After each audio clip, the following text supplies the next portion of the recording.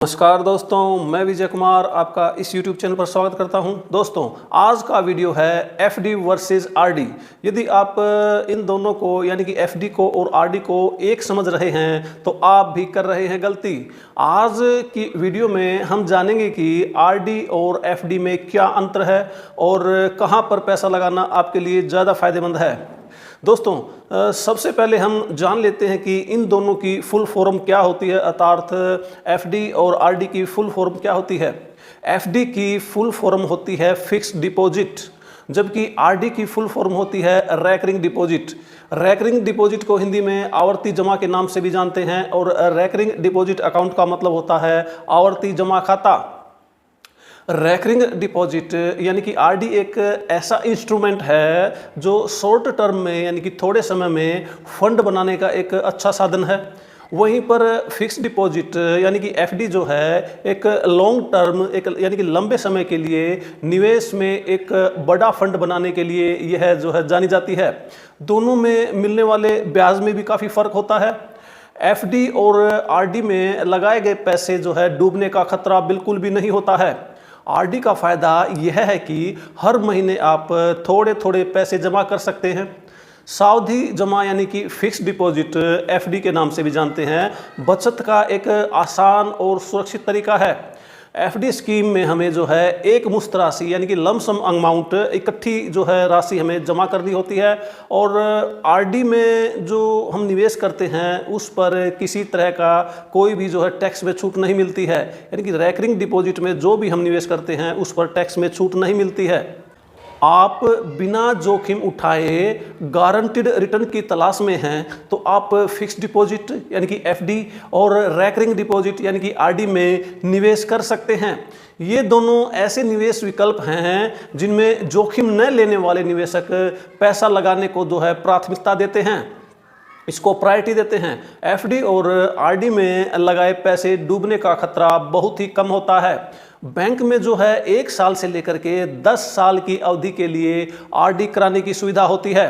वहीं post office की RD scheme का जो टेन्योर है, जो इसका मैच्योरिटी पीरियड है, वह 5 साल का होता है तथा इसे जो है 5 साल के लिए और आगे एक्सटेंड करा करके हम 6 साल में, 7 साल में, 8 साल में या कुल 10 साल तक इसको जो है रैकरिंग डिपॉजिट अकाउंट को चला सकते हैं। परंतु जो पोस्ट ऑफिस की जो RD है, रैकरिंग डिपॉजिट स्कीम है, अगर हम इसको प्रीमेच्योर क्लोज करवाना चाहते हैं तो 3 साल से पहले किसी भी हाल में इसको हम प्रीमेच्योर क्लोज नहीं करा सकते।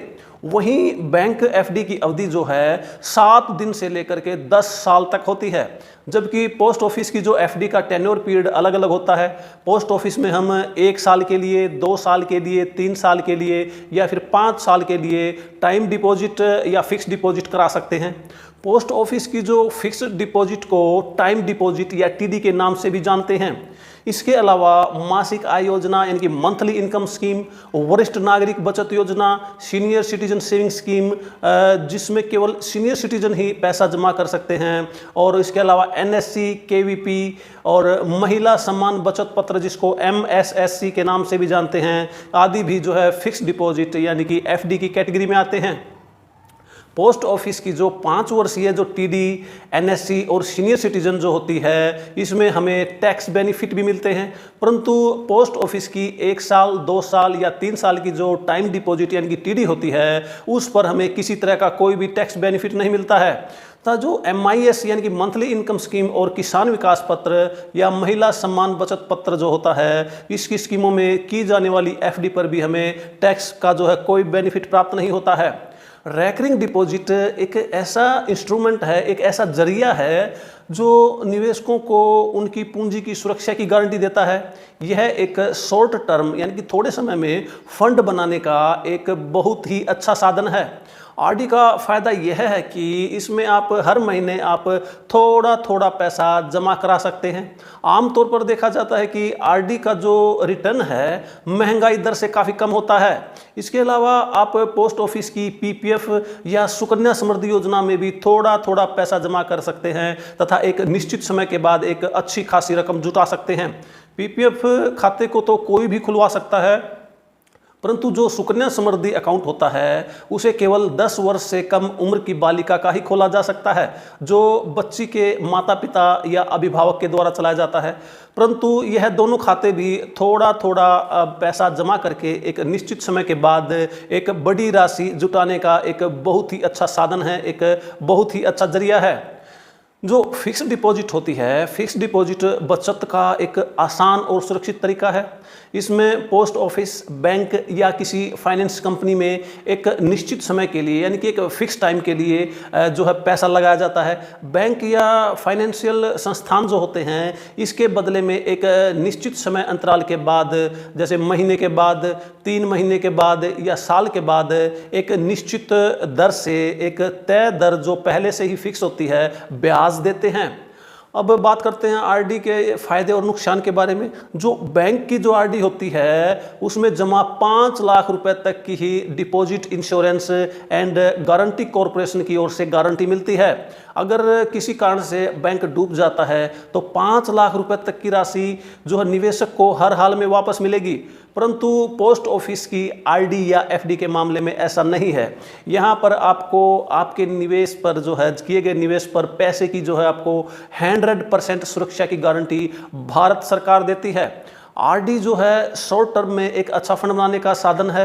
अगर आपका इरादा लॉन्ग टर्म इन्वेस्टमेंट का है, यानी कि लंबे समय के लिए आप पैसा इन्वेस्ट करना चाहते हैं, तो इसमें जो है निवेश करना आपके लिए फ़ायदेमंद नहीं है, क्योंकि आमतौर पर इसमें जो रिटर्न मिलता है वह काफ़ी थोड़ा होता है। आरडी में मिलने वाला रिटर्न काफ़ी कम होता है और ये महंगाई दर को भी जो है मात नहीं दे सकता है।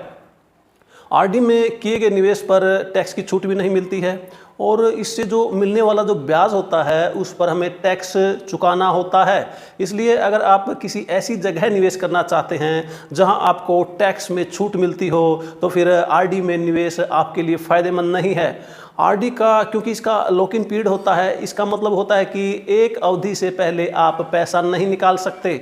अगर आप पहले पैसा निकालते हैं तो आपको शुल्क चुकाना होता है, आपको अपने निवेश पर जो है कम ब्याज मिलता है। ब्याज की दर पूरे टेन्योर में वही होती है जो आरडी की जो शुरुआत में जब हम उसका खाता खोलते हैं उस समय होती है। आरडी में आपके बचत बैंक खाते में हर महीने एक निश्चित रकम जो है आपके बचत बैंक खाते से निकाल करके जो है आरडी में जमा कर दी जाती है। आरडी छोटी बचत का सबसे अच्छा ऑप्शन है। जिन लोगों के पास निवेश करने के लिए एक मुश्त रकम नहीं होती, इकट्ठी रकम नहीं होती, लमसम अमाउंट नहीं होती है, उनके लिए फंड जुटाने के लिए, पैसा इकट्ठा करने के लिए आरडी यानी कि रेकरिंग डिपॉजिट स्कीम एक बहुत ही अच्छा जरिया है। अब बात करते हैं एफडी के लाभ और हानि के बारे में। एफडी में किए गए निवेश को वैसे तो सुरक्षित माना जाता है। ये जो एफडी होती हैं ये भी 2 तरह की होती हैं। एक होती है क्यूमुलेटिव एफडी और जिसमें आपको क्यूमुलेटिव ब्याज मिलता है, एक नॉन क्यूमुलेटिव ब्याज वाली एफडी होती है। क्यूमुलेटिव ब्याज वाली एफडी में आपको मैच्योरिटी पर जो है प्रिंसिपल और जो उसका कंपाउंड इंटरेस्ट होता है वह उसका ब्याज जो है प्रिंसिपल और कंपाउंड इंटरेस्ट उसकी मैच्योरिटी पर आपको दे दिया जाता है। जैसे पोस्ट ऑफिस की जो है एनएससी यानी कि नेशनल सेविंग सर्टिफिकेट, केवीपी यानी कि किसान विकास पत्र, एमएसएससी यानी कि महिला सम्मान सेविंग सर्टिफिकेट प्लान में यदि आपने पैसा निवेश किया है तो आपको जो है इसकी मैच्योरिटी पर आपको इसका प्रिंसिपल अमाउंट और उसकी कंपाउंड इंटरेस्ट मिल जाती है। नॉन क्यूमुलेटिव ब्याज वाली एफडी में नियमित अंतराल के बाद ब्याज को जो है निकालते रहने का ऑप्शन होता है। जैसे पोस्ट ऑफिस की जो टाइम डिपॉजिट है और इसमें हर साल आपको जो है ब्याज दे दिया जाता है। अगर आप इसमें से ब्याज नहीं निकालते हैं तो उस ब्याज पर ऊपर से कोई ब्याज नहीं मिलता, अर्थात आपको कंपाउंड इंटरेस्ट नहीं मिलता। इसी तरह से पोस्ट ऑफिस की मंथली इनकम स्कीम MIS और सीनियर सिटीजन सेविंग स्कीम में भी जो है आपको MIS में हर महीने आपको ब्याज दे दिया जाता है। अगर आप ब्याज उसका नहीं निकालते हैं तो उस पर कोई और ऊपर से ब्याज पर ब्याज नहीं दिया जाता। इसी प्रकार से सीनियर सिटीजन में भी हर 3 महीने के बाद आपको ब्याज दिया जाता है, क्वार्टरली ब्याज दिया जाता है। अगर क्वार्टरली ब्याज आप नहीं निकालते हैं तो उस ब्याज पर कोई ब्याज नहीं दिया जाता है, इसलिए इसको नॉन क्यूमुलेटिव ब्याज वाली एफडी कहा जाता है। एफडी में सबसे पहला लाभ यह है कि इसमें जो ब्याज होता है वह आरडी से यानी कि रेकरिंग डिपॉजिट से हमेशा ही ज़्यादा होता है। अगर आपको निवेश के साथ टैक्स छूट का लाभ भी लेना है तो आप एफडी में यानी कि फिक्स डिपॉजिट स्कीमों में अपना पैसा निवेश कर सकते हैं। ऐसा आप जैसे टैक्स सेविंग एफडी में निवेश करके कर सकते हैं। ध्यान रखने वाली बात यह है कि टैक्स सेविंग एफडी का लॉक इन पीरियड होता है। इसका मतलब यह है कि एक समय सीमा तक आप इसमें लगाए गए पैसे, इसमें निवेश किए गए पैसों को नहीं निकाल सकते हैं। एफडी या आरडी में से किसी एक को चुनने में आपके द्वारा जो है लगाई गई रकम, निवेश की अवधि और टैक्स छूट काफ़ी मायने रखती है। अगर आपके पास एक तय सीमा के लिए, एक तय समय सीमा के लिए, एक निश्चित समय के लिए एक बड़ा फंड है, काफ़ी पैसा आपने जमा कर रखा है, तो आप एफडी का चुनाव कर सकते हैं।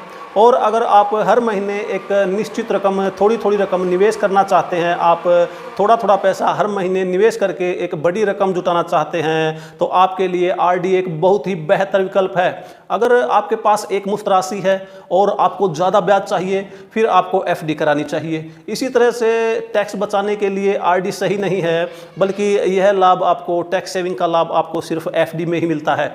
तो दोस्तों, यह थी रैकरिंग डिपॉजिट और फिक्स्ड डिपॉजिट स्कीम्स क्या होती है, इन दोनों में क्या अंतर है, इस बारे में कुछ मुख्य बातें। तो दोस्तों, मैं आशा करता हूं कि यह वीडियो देखने के बाद आपको आरडी और एफडी यानी कि रैकरिंग डिपॉजिट और फिक्स्ड डिपॉजिट में अंतर समझ आ गया होगा, तथा आपको यह भी अनुमान हो गया होगा कि आपकी रिक्वायरमेंट के हिसाब से कौन सी स्कीम आपके लिए सही है, बेहतर है और फ़ायदेमंद है। इसके बावजूद भी यदि आपका कोई डाउट है, कोई सवाल है, तो आप कमेंट बॉक्स में कमेंट करके पूछ सकते हैं। सेविंग, इन्वेस्टमेंट और इनकम टैक्स और इंश्योरेंस से जुड़ी अन्य उपयोगी जानकारी के लिए हमारे चैनल को सब्सक्राइब करें, वीडियो को लाइक और शेयर करें। तो दोस्तों, मिलते हैं एक और नए वीडियो में, एक नए टॉपिक के साथ, एक नई सरकारी स्कीम के साथ, एक नई इन्फॉर्मेशन के साथ। तब तक अपना ख्याल रखें और खुश रहें और स्वस्थ रहें। वीडियो देखने के लिए आप सभी का बहुत बहुत धन्यवाद।